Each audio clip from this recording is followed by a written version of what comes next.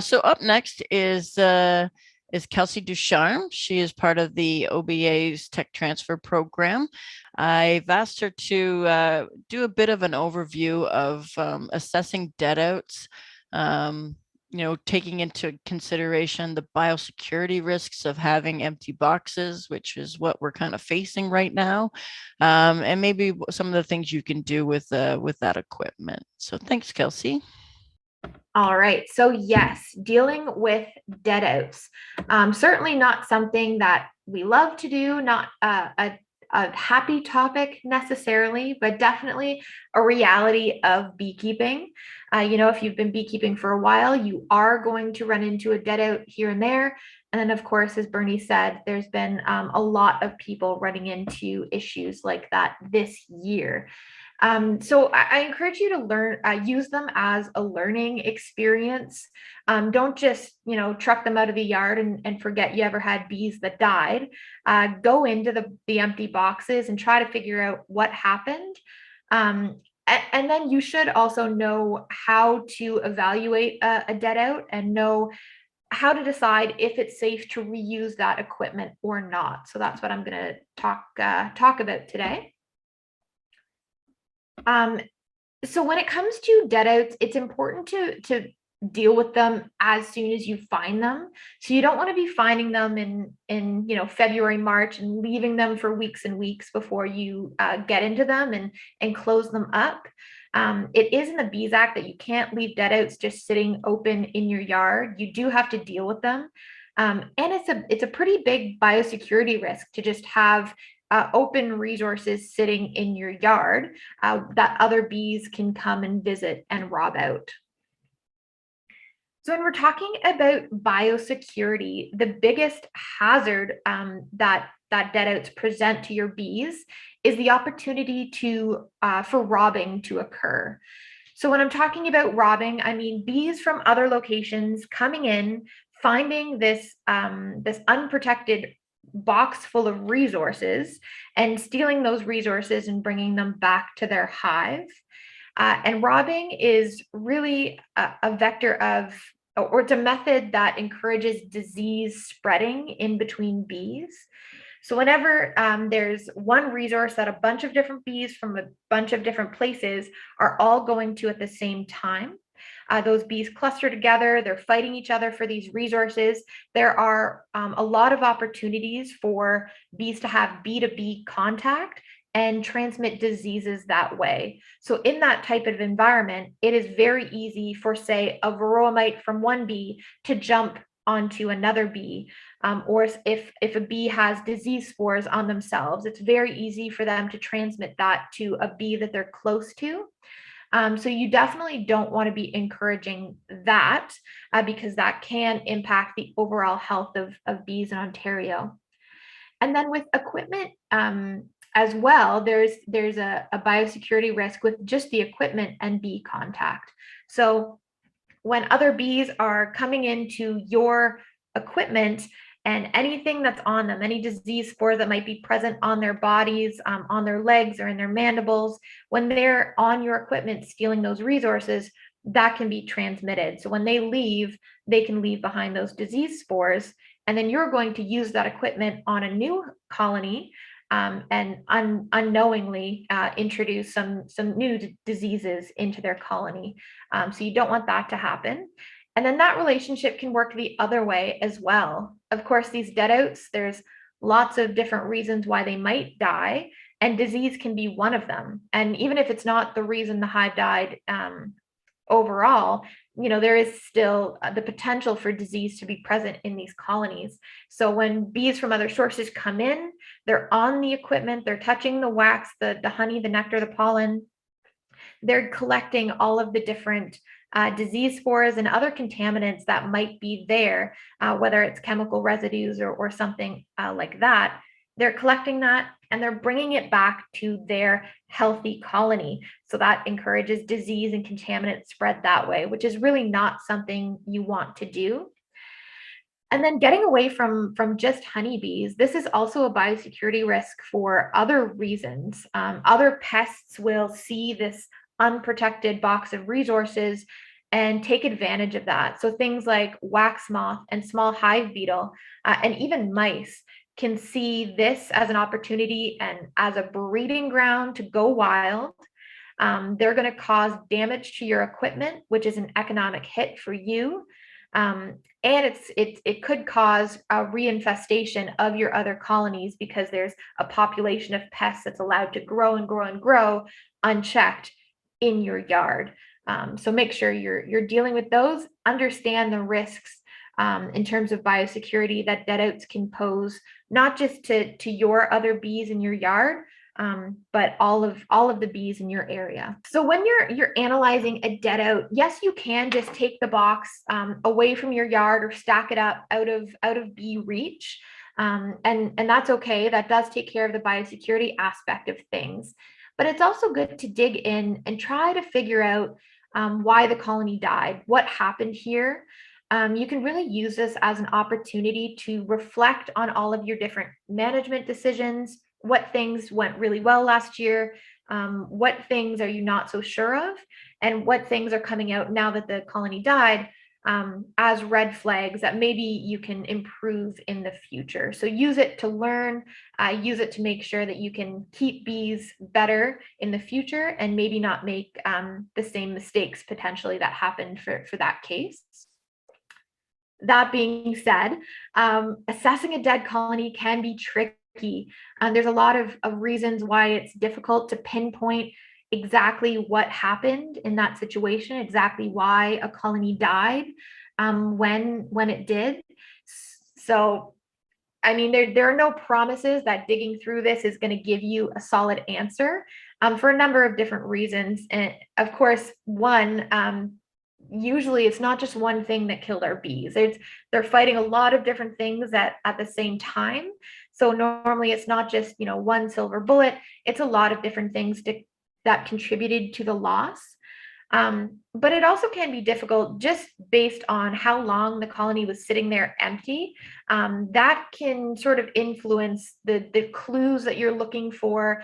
It can sort of cloud over some of the things you want to pick out for assessing deadouts. So the longer a colony's been sitting there, the harder it is to determine why it died or how it died, which is another reason why you don't want to just leave your deadout sitting. Make sure you're getting to them as soon as possible. Tech Transfer has a document on the OBA website that is a checklist, and it's to help you go through the different things that you should be looking for, the different questions that you should be asking yourself as you're going through to determine why a colony died. So you can print this out or have it with you on your phone, just as a guide to say, things you should look for. I'm going to use this as a guide for the next few slides. I do understand we don't have a lot of time to really dig into this today, so I will be going through this checklist fairly quickly. So just know it is on the website, and Tech Transfer is always there for you if you're wondering why your bees died, if you're struggling to go through and put the puzzle pieces together yourself. By all means, give us a call and we can help walk you through it and talk to you a little bit about what you should be looking for. So there are three main steps to a deadout assessment. The first one is going over your notes. The second one is assessing the external environment around the hive. And then third is actually digging through the frames and seeing what's going on. So we'll start with going over your notes. I really can't overstate the importance of good record keeping in beekeeping. This is a topic we cover again and again and again. And I think deadout assessments in particular is a very good example of why records are so important and how they can come in handy. So when you're going through, you're looking back on last season, everything that happened to that colony, that influences how they survived or how they did over winter. So it's not just winter you want to look at, it's all of your monitoring. And especially when you get into a situation of, either putting it together yourself, it's good for you to remember all these things, but certainly when you're calling somebody and trying to have a conversation about why your bees died and you don't have solid notes on your past management is really a guessing game at that point, and it's even harder to figure out what happened. So when you're taking notes, make sure that you have dates down. So when did you do your inspections? What dates were you in there? When did you see issues pop up? If you monitored, what were the dates of your monitoring? And also other numbers as well, not just dates. So for monitoring, exactly what were your varroa mite levels? Was it above, below threshold?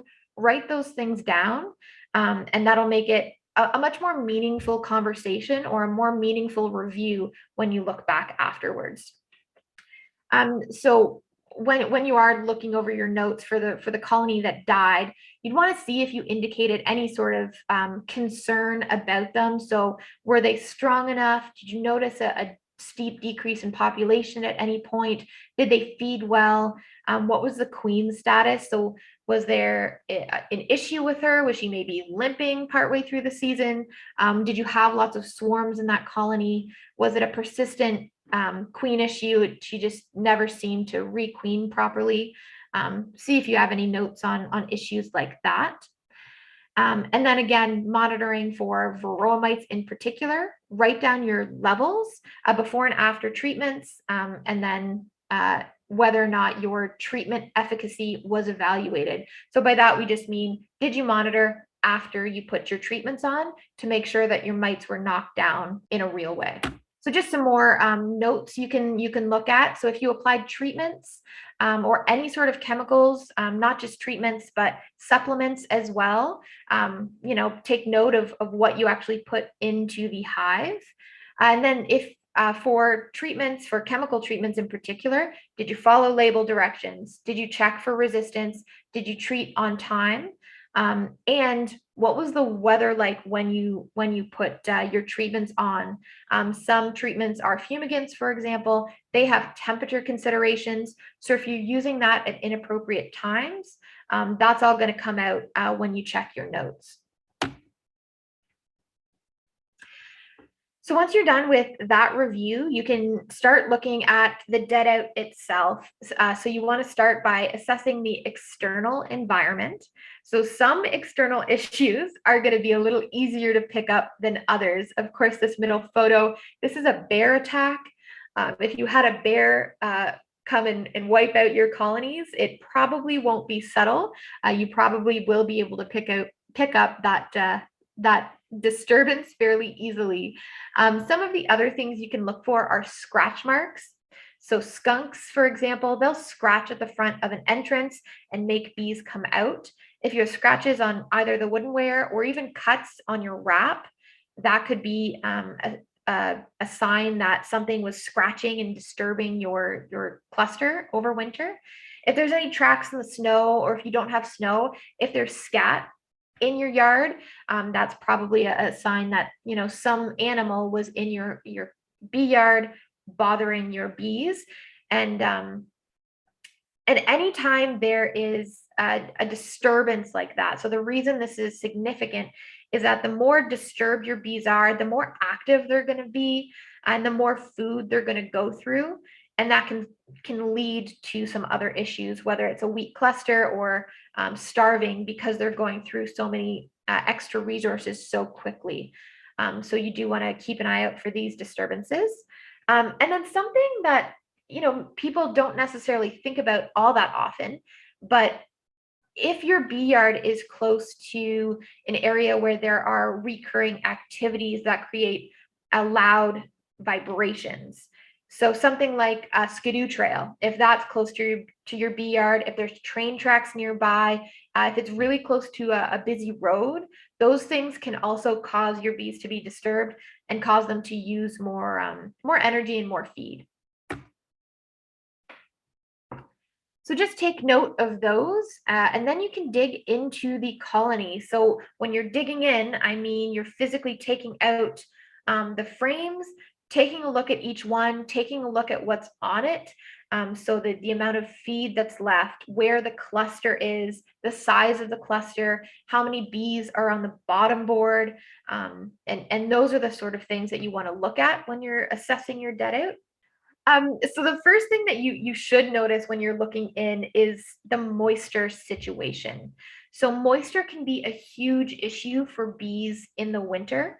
Um, a lot of the time, bees can deal with temperature fluctuations fairly easily.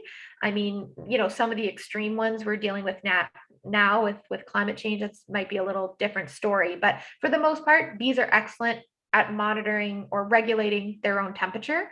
But moisture, as soon as there's a moisture issue, just like you when you're outside in the winter, as soon as you get damp and cold, it's a whole lot harder to get warm. So look for moisture issues.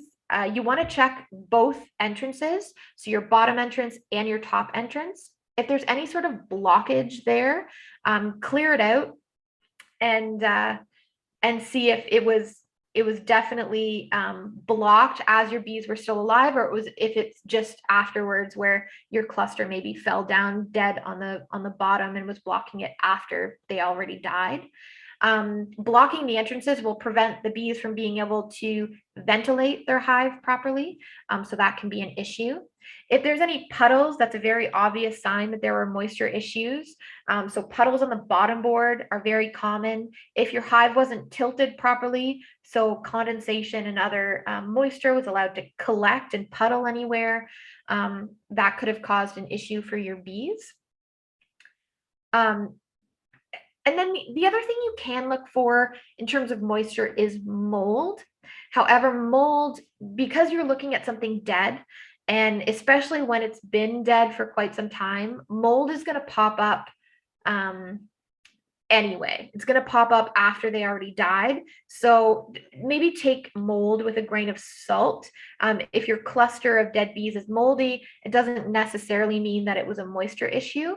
But depending on the severity of the mold, it could have been a factor. So just keep that in mind. Another thing you want to note when you're looking at the bees themselves is what sort of condition are they in? Do they look fresh and basically like they could be alive if they just moved a little bit, like they died very, very recently, or are they moldy and crispy and clearly died a long time ago? That can be a clue as to what might have gone on if you know the timing of the bee death. And then something else that will probably show up on your deadouts no matter what is dysentery, so fecal staining.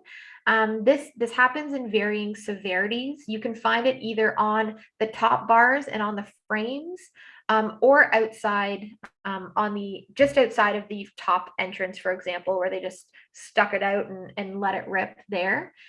If there is a lot of that, it could mean that your bees were being stressed out. Probably from food sources more than nosema, but I'll get into that in the next couple slides. But you can take a sample of your cluster. If they are fairly fresh, you can take a sample of your cluster and have them assessed for nosema. So actually being taken to the lab, grinding at their abdomens and checking for it that way. Just be careful of assuming that dysentery means nosema, because that's not always the case. And by this, I mean, I understand where it comes from. Dysentery has been a symptom of a certain type of nosema, nosema apis. Dysentery is a symptom of that. However, what we have in Ontario in terms of nosema is more often nosema ceranae, which is an infection that's generally asymptomatic and is not associated with dysentery. So when we're talking about dysentery, usually it's not nosema. We see it more commonly pop up, like I mentioned before, with poor quality feed. So you can see this quite a bit if you don't feed sugar syrup. If you feed honey to your bees, you will more likely see dysentery pop up, especially with later season honeys, because that contains a lot of indigestible particles that your bees can't process fully, and it causes them to have a bit of a bad time. And also, if you got your syrup, if you didn't mix it well enough and it fermented a little bit, or it was fermented off the hop, that can cause your bees the same issue. So you want to make sure if you're feeding sugar syrup, which you absolutely should be in the fall, you're either mixing it yourself with pure white refined sugar and water, or you're getting it from a trusted source to avoid any sort of stress caused by poor quality food. Starvation is a bit more obvious to detect. So it's pretty obvious if you open it up and there's zero food in there, then you can maybe lean towards starvation being a major factor in your bee's death. This is not true if you had left your dead out for a long time and it had the chance to be robbed out by other bees. Then you can be less sure of starvation because it seems like the colony is empty of food, but really it's just because it was robbed out. So just keep that in mind if you're seeing starvation, but you're either going into your hive later on in the season. So anywhere from this point on, if this is what you're seeing, it's likely a robbing situation. Or if there's chewed cappings, you can see in this photo here, so when the bees starve to death, you'll see them often with their heads down in the bottom of the cells, scraping for whatever little food they can get. And they'll often freeze this way. So that's a telltale sign of starvation. Now, what is really frustrating, but what can happen is that even if you do have resources left in your hive, the cluster might have been too weak to reach the resources. So they might have been stuck in an area that they were just too weak to get out of and couldn't reach the nectar, which is what you're seeing in this photo. So you can see on the right-hand side there, that's all beautiful capped honey, but the cluster here, you can see it's dead. You can see there's bees down in the bottom of cells here. They were clearly starving for food, but the cluster just wasn't strong enough to reach it. Another issue, if you're seeing this, but the cluster seemed fairly strong and like they could access the feed or it was a little bit closer, if you open up these cells and they're completely solid honey, so if they're crystallized, that could have been an issue for your bees accessing food as well. So there's going to be a lot of talk, and there already has been a lot of talk this year about varroa mites being the reason that a lot of hives died. So some telltale signs of varroa mites, the first clue is going to be your notes. So checking back on your monitoring levels, checking back on your treatment applications, and checking back to see if you made sure your treatments were effective. Those are, going to be your biggest clues as to potentially there was a varroa mite issue. When you're actually in the hive, some things you can look for are absconded bees. So it's late fall, you go to check on your hive and there's just no bees left. That is commonly seen with varroa mite, really heavy varroa mite infestations. So that can be a clue that you had high mite levels. If levels are high enough, they will abandon that brood. So if it's so heavily infested that they just cut their losses and bail, they will abandon brood and it will freeze and die and not emerge.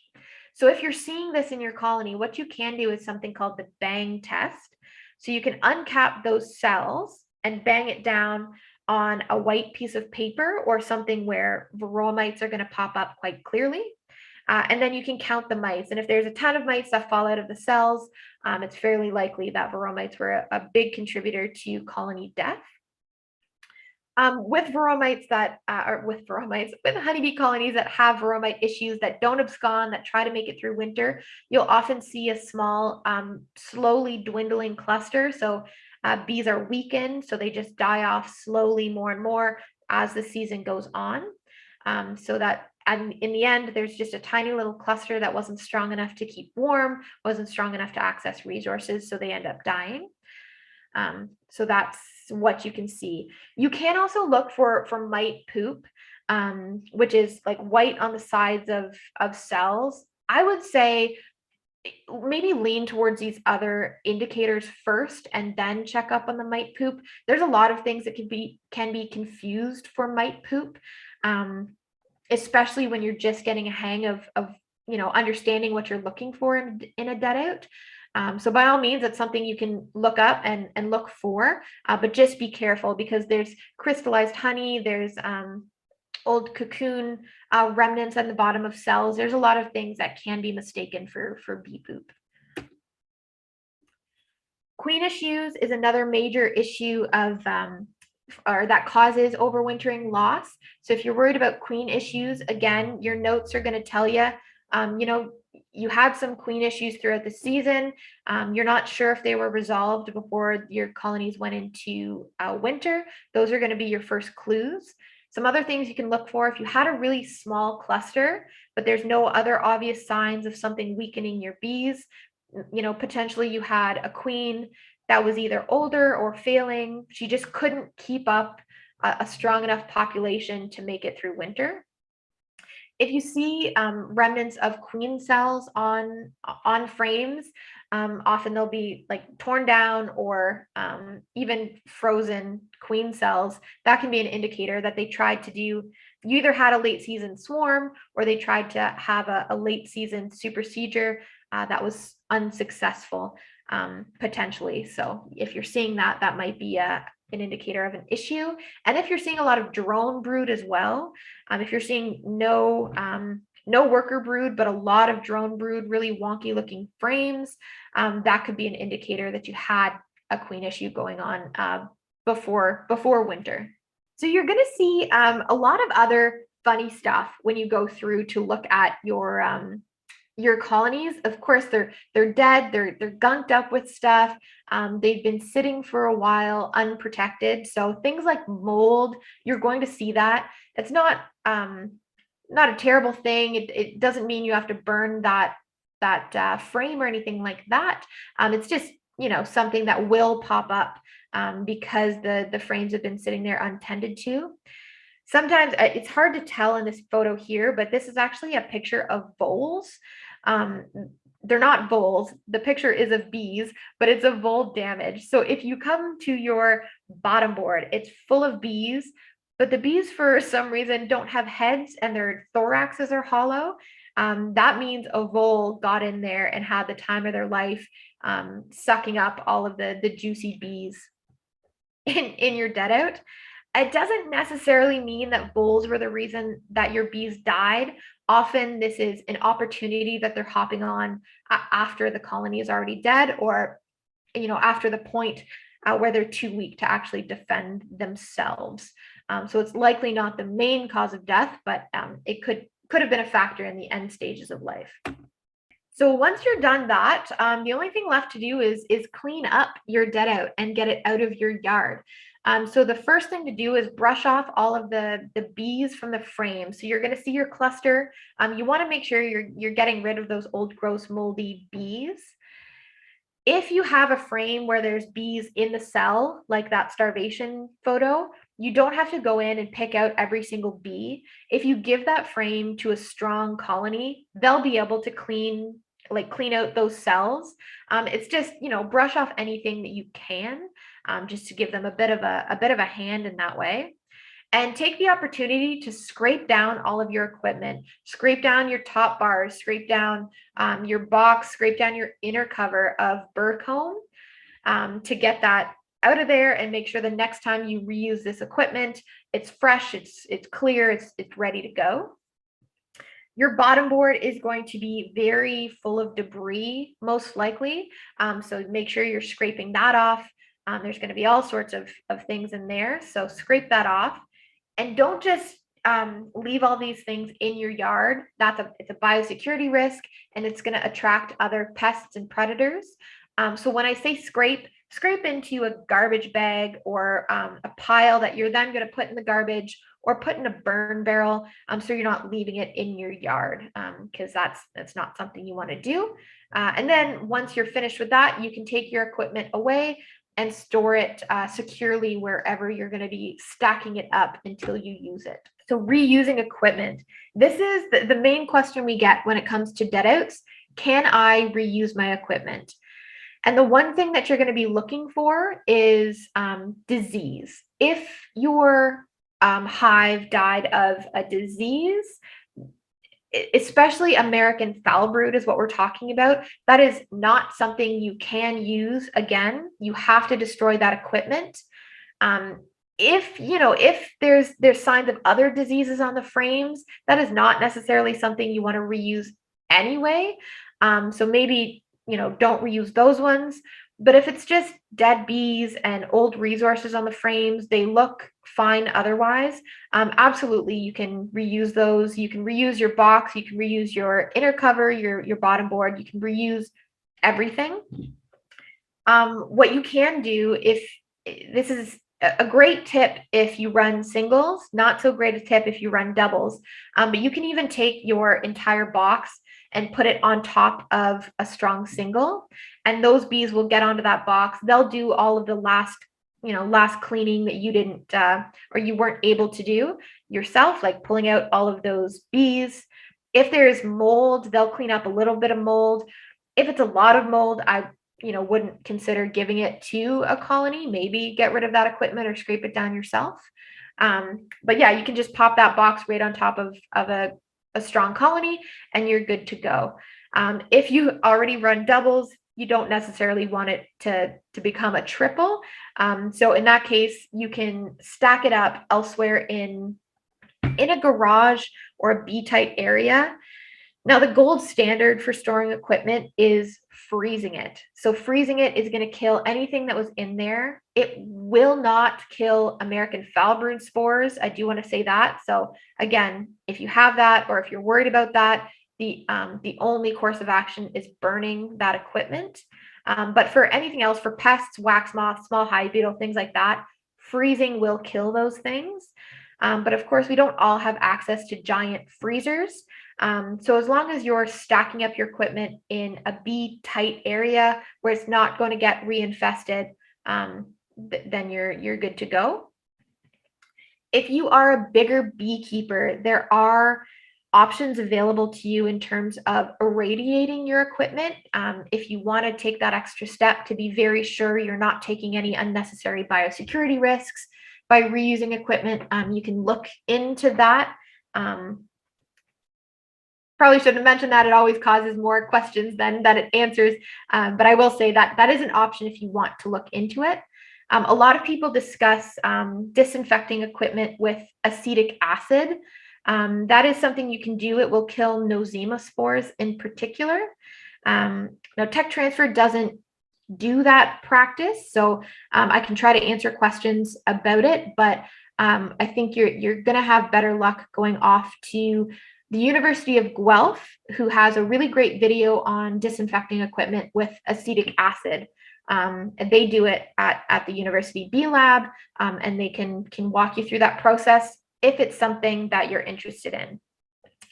If you are getting out of bees, if you are done, you sort of paid your dues and you want to walk away from bees, you can give away or sell your equipment, but you need to have an inspection first. So you have to contact your local bee inspector from the OMAFRA apiary program. They have to come out, inspect your equipment before you're able to sell it. So just keep that in mind if you're walking away from everything, or even just selling, bits and pieces here and there, and you're not necessarily getting rid of all your bees.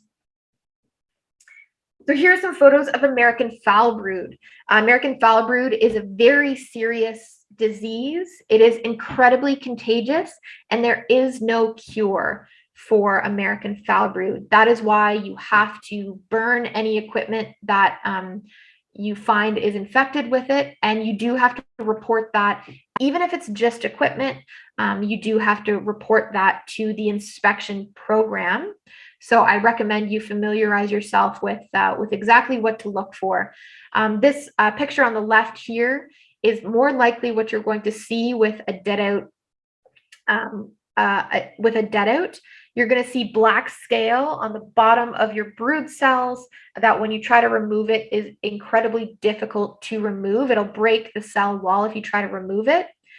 It's possible you will have some that are in the gooey stages, so you can do what's called the ropiness test. So stick a matchstick in, swirl it around, and pull it out slowly. If the larvae or the infected brood stretches out and forms a rope, is what we call it, then it's American foul brood. You likely won't be seeing these gooey stages in a deadout, but it's something that you can have in your back pocket. So finally, culling comb, I wanted to find some way to end this talk on a positive note. So I'm going to talk about culling comb as a silver lining to your deadouts. So when I say culling comb, what I mean is getting rid of all of your older gross frames. Now these frames, you'll notice the wax is quite a bit darker on them, and they can contain disease spores. They can contain chemical residues and contaminants and dirt and grime. Their cell sizes start to get all funky. So you start getting a weird mix between worker brood and drone brood.